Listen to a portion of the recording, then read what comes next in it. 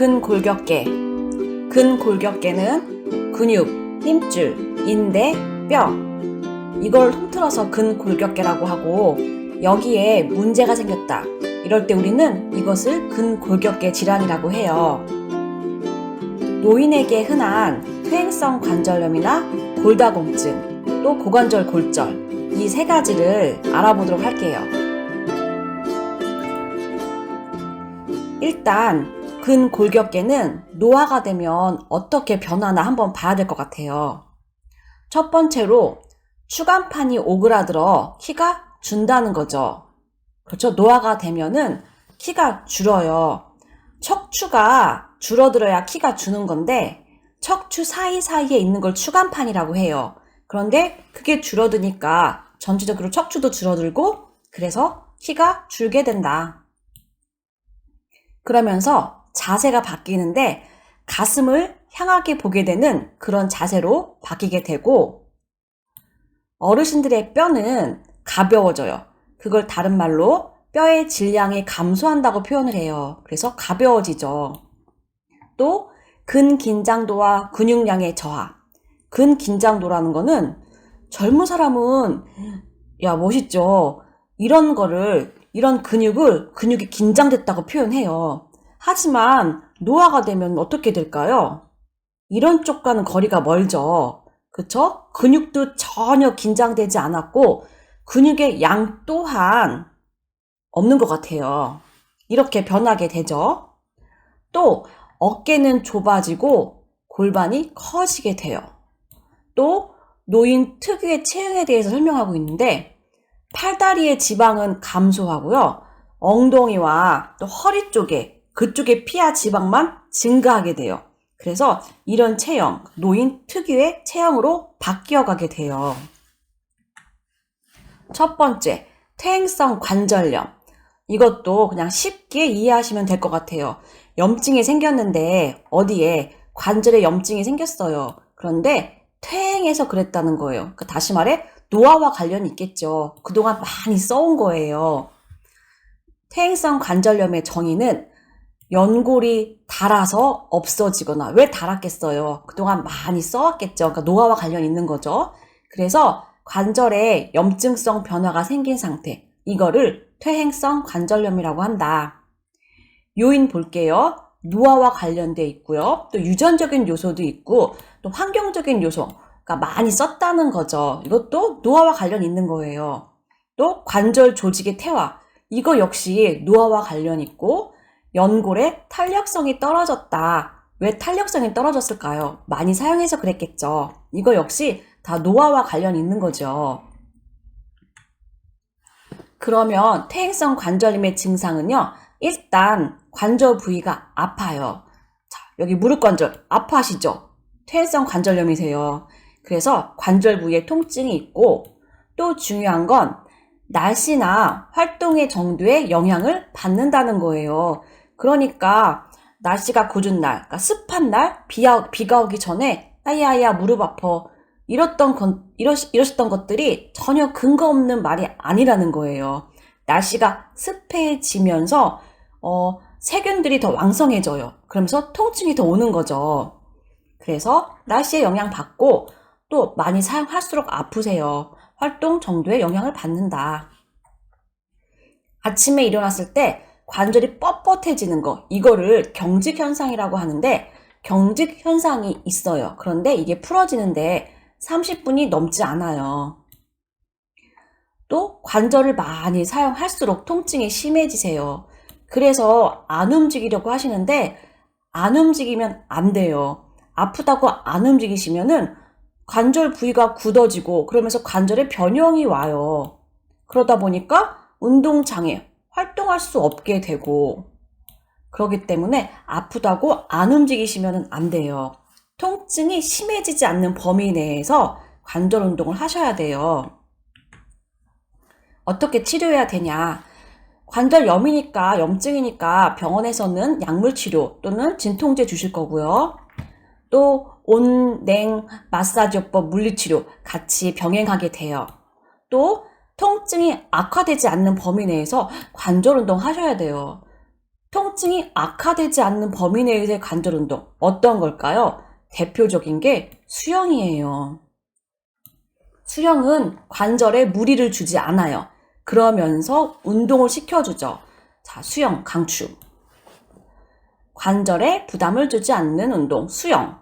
또 가볍게 걷기나 체조, 이런 운동, 관절에 무리를 주지 않는 운동, 이런 운동 하셔야 돼요. 자, 두 번째, 골다공증. 골, 뼈골이에요. 다는 마늘다. 뭐가 많냐면 구멍이 많대요. 뼈에 구멍이 뽕뽕뽕뽕 뚫렸어요. 그래서 튼튼해졌을까요, 뼈가? 아니겠죠. 조금만 자극을 주면 뚝뚝 부러지는 상태가 돼버렸어요. 이게 골다공증이에요.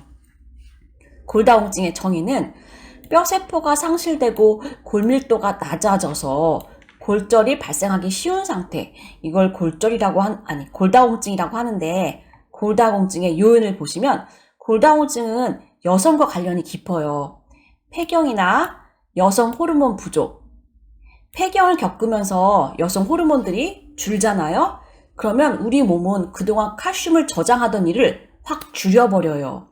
반으로 줄이면서 우리 몸은 칼슘 저장이 안 되는 거죠. 그러면서 골다공증이 생기고, 또 골격이 약한 저체중, 뼈가 약하신 분들, 또 운동 부족, 또 뼈와 가장 관련 깊은 건 칼슘이겠죠. 칼슘이 부족한 사람들, 또는 갑상선, 부갑상선 질환이신 분들, 이거는 부갑상선과 갑상선의 역할 때문에 그래요. 얘네들이 하는 역할이 혈중 칼슘의 농도를 조절을 해요. 우리 몸에 칼슘이 없다, 이럴 때는 부갑상선이 우리 몸에 칼슘을 채워놔야 돼요. 그러면 어디서 채워놓을까요? 그렇죠. 뼈를 파괴하면서 거기서 칼슘을 가져와서 우리 몸에 채워놔요.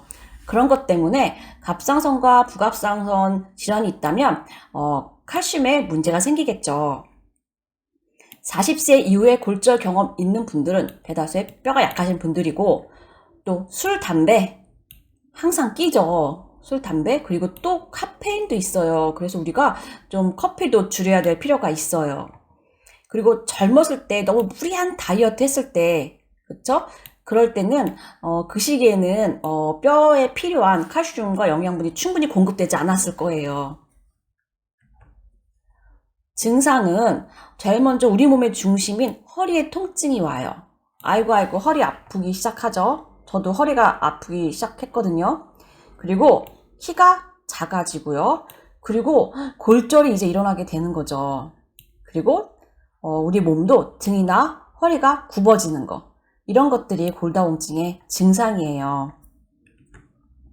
치료 어떻게 해야 될까요? 뼈를 튼튼하게 해야 되겠죠? 뼈를 튼튼하게 하기 위해서는 가장 중요한 거, 칼슘이죠. 칼슘 섭취하시고요. 또 필요하다면 여성분들 호르몬 부족이 골다공증을 만드니까 호르몬 치료도 하셔도 되고요. 그리고 중요한 거, 운동을 하셔야 되는데 어떤 운동이 해야 되냐? 근육과 뼈에 힘을 주는 체중 부하 운동이에요. 다시 말해서 체중이 내 뼈에 실려야 돼요. 그걸 체중 부하 운동이라고 해요. 체중 부하 운동, 쿵쿵 거리면서 내 체중이 뼈를 튼튼하게 해주는 거, 이런 운동을 하시고요. 그리고 또 중요한 거, 칼슘의 흡수를 돕는 거는 비타민 D예요. 비타민 D를 섭취해야 되는데, 비타민 D는 어떻게 섭취하냐? 햇볕을 쬐면 우리 몸은 생성이 돼요. 그래서 햇볕을 쬐는 것도 좋지요.